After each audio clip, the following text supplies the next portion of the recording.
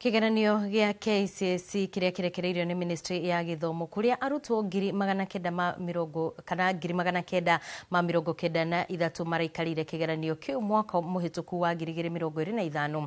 Mathomo 17 nĩ marahĩtũkirwo nĩ arutwo ũkĩringithania na mwaka mũhĩtũku wa 2024. Mathomo 11 arimo maragũirwo ũkĩringithania na mwaka o ũcio.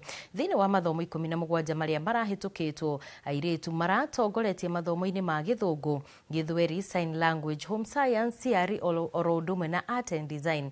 No o mathomo-inĩ macio anake maratongoretie mathomo-inĩ ma Biology, Biology for the Blind, Chemistry, General Science, History oro ũndũ ũmwe na Government, Geography, IRE, Building and Construction na Business Studies.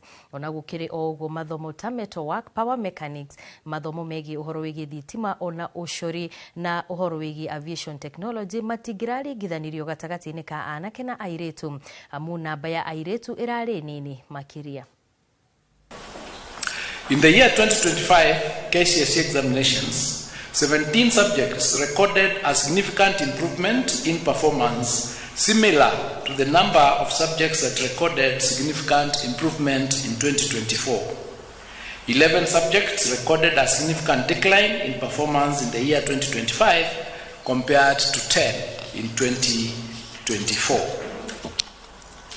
Female candidates recorded better mean score performance than male candidates in the following 6 subjects. That is English, Kiswahili, Kenya Sign Language, Home Science, CRE, and Art and Design.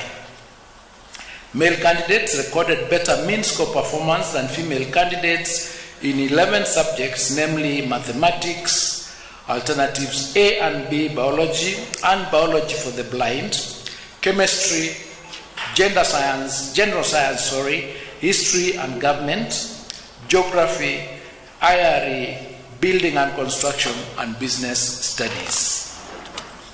The performance of male candidates was comparable to their female counterparts in the following 7 subjects: Physics, Agriculture, Computer Studies, French, German, Arabic, and Music.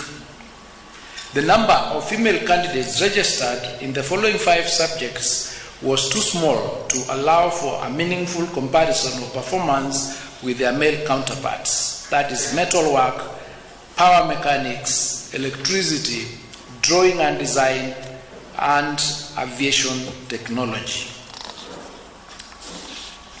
As has been the case since 2023, KCSE examination, the 2025 KCSE examination results have been graded using the reviewed grading system in which the overall grade at KCSE examination considers mathematics the best performing language among English, Swahili, and Kenyan Sign Language, and the best performed 5 subjects.